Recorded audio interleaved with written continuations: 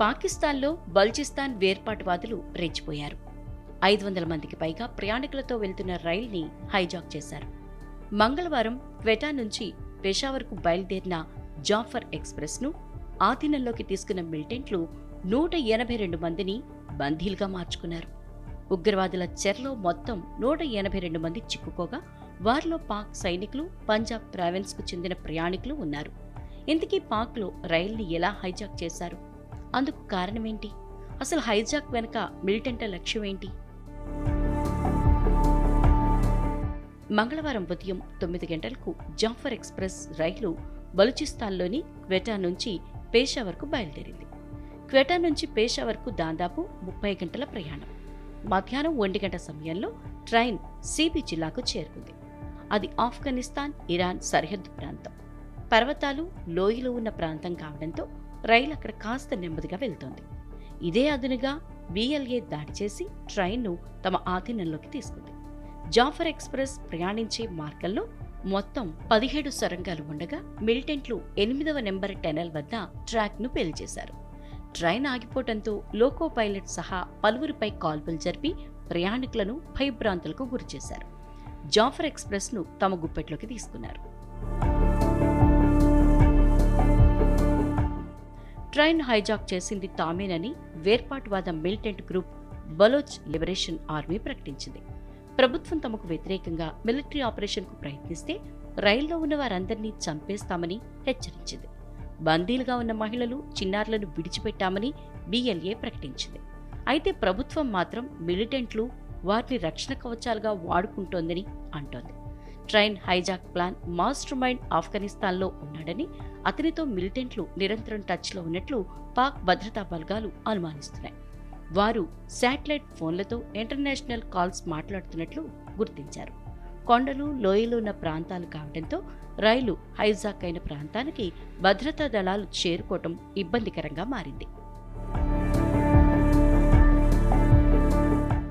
జాఫర్ ఎక్స్ప్రెస్ను తమ ఆధీనంలోకి తీసుకున్న వెంటనే మిలిటెంట్లు మహిళలు, పురుషులను వేరు చేశారని సమాచారం.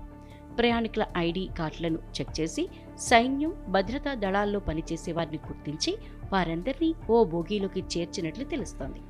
సైన్యంతో పాటు పంజాబ్ ప్రాంతానికి చెందిన వారిని సైతం మిలిటెంట్లు బందీలుగా చేసుకున్నట్లు వార్తలొస్తున్నాయి.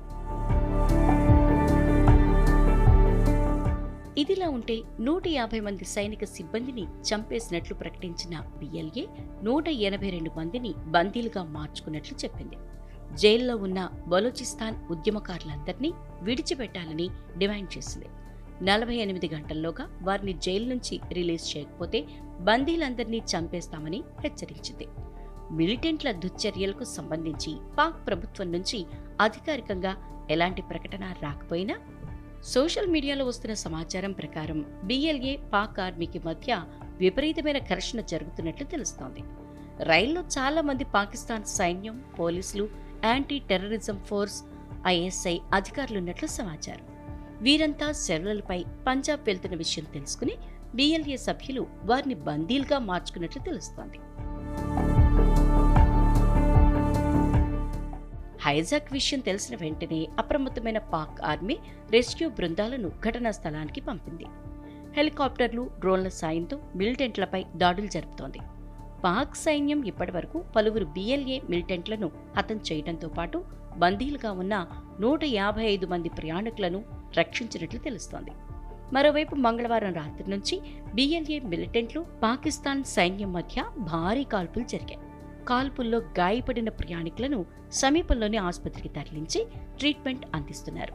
మిలిటరీ ఆపరేషన్ నేపథ్యంలో ఉగ్రవాదులు చిన్న గ్రూపులుగా విడిపోయి కాల్పులకు తెగబడుతున్నట్లు సమాచారం.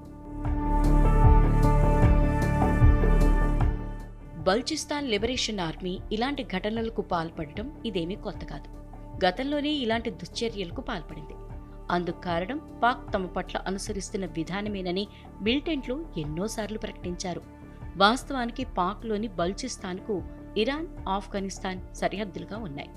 చైనా అధ్యక్షుడు జిన్పింగ్ ప్రతిష్టాత్మకంగా చేపట్టిన చైనా పాకిస్తాన్ ఎకనామిక్ కారిడార్ సిపెక్ బల్చిస్తాన్ మీదుగా వెళ్తోంది. ఇదే దాడులకు ప్రధాన కారణంగా మారింది.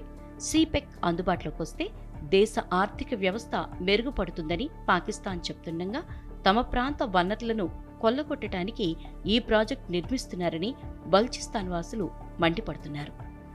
బల్చిస్తాన్ ప్రావిన్స్లో క్రూడ్ ఆయిల్, బొగ్గు, బంగారం, రాగి, సహజ వాయువు తదితర వనరులు పుష్కలంగా ఉన్నాయి.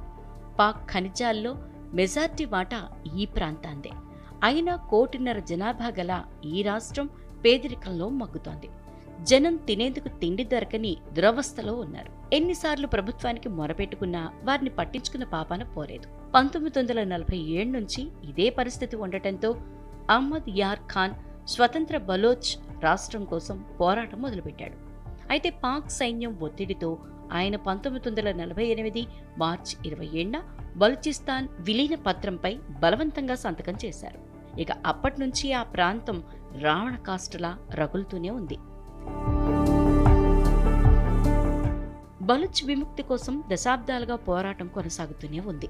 ఈ క్రమంలోనే 2000 సంవత్సరంలో బలోచ్ లిబరేషన్ ఆర్మీ పుట్టింది. తమ సహజ వనరులను కాపాడుకుని గ్రేటర్ బలూచిస్తాన్ ఏర్పాటు చేసుకోవటమే లక్ష్యంగా పోరాటం ప్రారంభించింది.